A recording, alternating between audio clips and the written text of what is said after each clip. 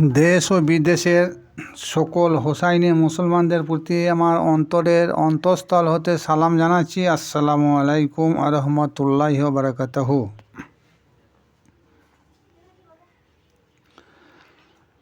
আজকাল বর্তমান school college বিশ্ববিদ্যালয়ে লেখাপড়ার পর কেউ মাস্টার ডিগ্রি কমপ্লিট করে কেউ প্রফেসর হয়, কেউ ব্যারিস্টার হয়, কেউ ডাক্তার হয়, বিভিন্ন ধরনের পদ গ্রহণ করে থাকেন তারা। আবার মসজিদ মক্তবখানায় মাদ্রাসায় পড়ার পর কেউ ইমাম হয়, কেউ মৌলানা হয়, কেউ হাফেজ হয়, কেউ কারি হয়, কেউ মুফতি হয়, কেউ মুহাদ্দিস হয়।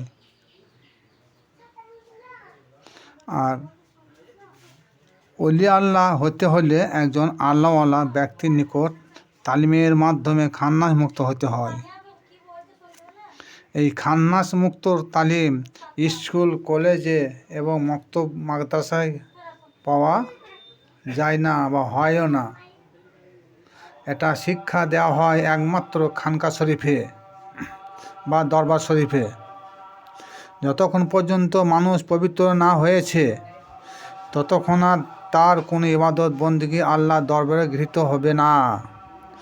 যে স্থানে খান্নাস মুক্ত, যে স্থান খান্নাস যুক্ত, সে স্থানকে শরীফ বা পবিত্র বলা হয় না।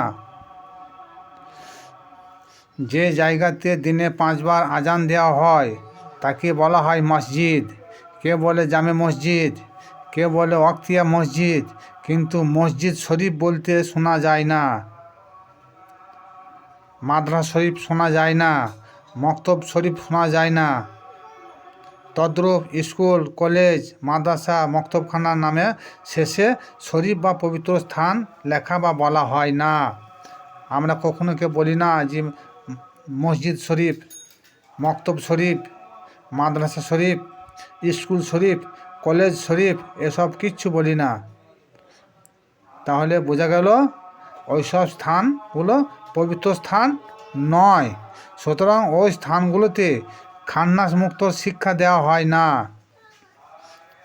যে স্থানটা পবিত্র সেখানে খান্নাস মুক্ত শিক্ষা দেওয়া হয়, যেমন দরবার শরীফ, খানকা শরীফ, এইসব জায়গায় পীর মুর্শিদের তালিমের মাধ্যমে খান্নাস মুক্ত শিক্ষা দেওয়া হয়।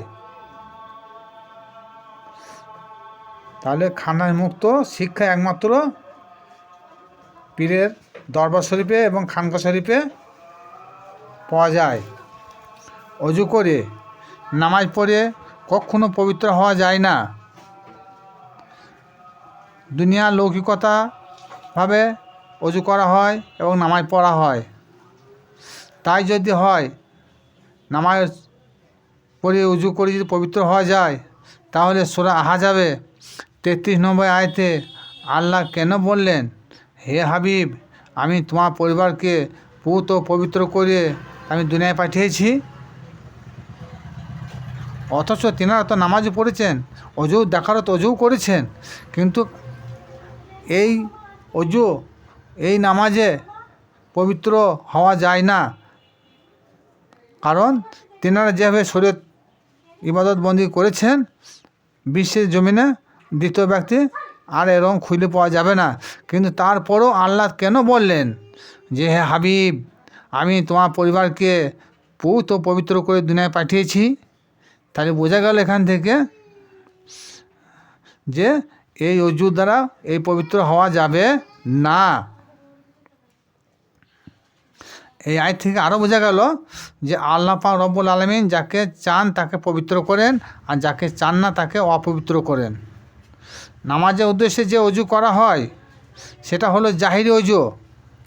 এরপর আরও একটা অজু আছে, সেটা হলো হাকিকি অজু। হাদিস বুখারীতে মহান আল্লাহ পাক রব্বুল আলামিন তিনার প্যারা হাবিব নবী মোহাম্মদ মুস্তাফা সাল্লাল্লাহু আলাইহি সাল্লামকে বলেছেন যে প্রত্যেক ব্যক্তি যেভাবে অজু করে নামাজ পড়ে, এরপরও আর একটা অজু আছে।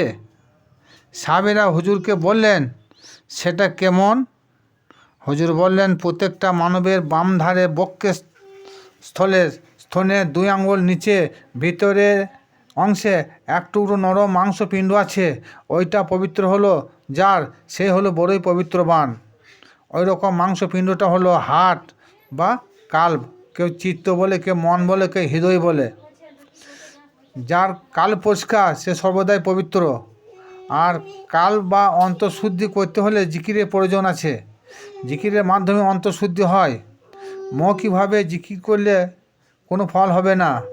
একজন কামেন আল্লাহওয়ালা ব্যক্তির নিকট বায়াত গ্রহণ করে তিনার নিকট জিকিরের তালিম নিতে হবে। তারপর জিকিরের মাধ্যমে খান্নাস মুক্ত হবে। আর খান্নাস মুক্ত না হতে পারলে কোনো ইবাদত বন্দিগি মহান আল্লাহ পাক রব্বুল আলামিনের দরবারে গ্রহণযোগ্য হবে না।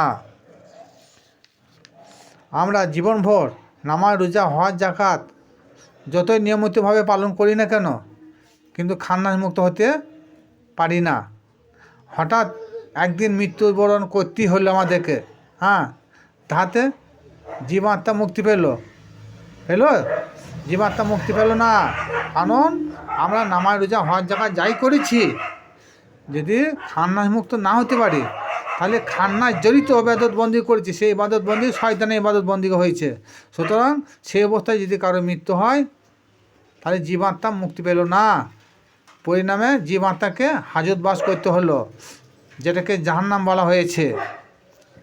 মানুষ মসজিদে গিয়ে যতই মাথা ঠুকুক না কেন, তাহাতে মুক্তি পাইতে পারে না। মসজিদে গিয়ে যদি মানুষ মুক্তি পাইতো, তাহলে আল্লাহর প্যারা হাবিব নবী মোহাম্মদ মুস্তাফা সাল্লাল্লাহু তাআলা আলাইহি সাল্লাম পবিত্র কাবা গৃহ ছেড়ে দিয়ে কেন হীরা গুহায় সাধনা করতেন?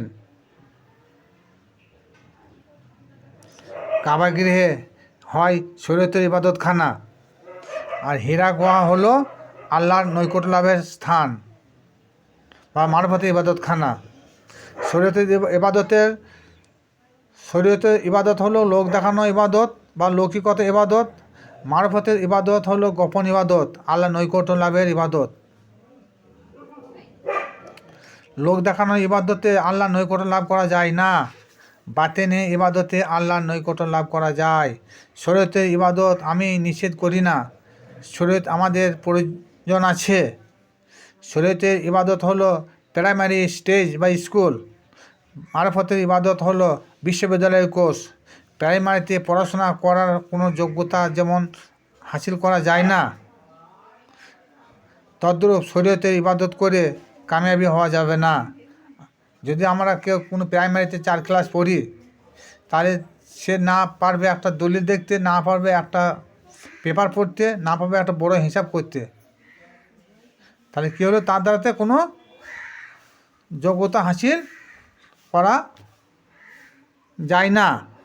সুতরাং সে যোগ্যতা হাসিল করতে হলে তাকে প্রাইমারি থেকে হাই স্কুল থেকে বিশ্ববিদ্যালয়ে যেতে হবে, কলেজ যেতে হবে, তার বিশ্ববিদ্যালয়ে যেতে হবে, তবেই তার দ্বারা কোনো কাজ হবে। তদ্রূপ মারফতে ইবাদতটা বিশ্ববিদ্যালয়ের কোর্স। যারা শরীয়ত করেন, শরীয়ত আমি নিষেধ করি না, শরীয়ত আমাদের মাথার তাজ, ঠিক আছে, কিন্তু জন্ম নিয়েছি, মৃত্যু একদিন হতেই হবে। মহান আল্লাহ পাক রব্বুল আলামিনের দরবার থেকে একদিন এসেছি, তিনার সম্মুখে একদিন আমাদের হাজির হতে হবে। তিনার সম্মুখে মাথা উত্তোলন করে দাঁড়াবার মতন যোগ্যতা আমাদের হাসিল করতে হবে। আর তিনার সম্মুখে দাঁড়াবার মতন যোগ্যতা হাসিল করতে হলে একজন কামেল পীর ও মুর্শিদের দরবারে গিয়ে ধ্যান সাধনায় সিদ্ধি লাভ করতে হবে, তবেই খান্নাস মুক্ত হওয়া যাবে। তাছাড়া খান্নাস মুক্ত হওয়া যাবে না। আর খান্নাস মুক্ত অবস্থায় যতই কিছু ইবাদত করি না কেন আমরা, কিন্তু সেই ইবাদত সব শয়তানের দলভুক্ত হয়ে যাবে। কিন্তু আল্লাহর ইবাদত করতে এসেছি, আল্লাহর ইবাদত হবে না। আল্লাহর ইবাদত বন্দেগী করতে হলে আমাদেরকে সর্বপ্রথম খান্নাস মুক্ত হতে হবে। আসসালামু আলাইকুম, খোদা হাফেজ। ভিডিওটি শেয়ার ও লাইক করুন।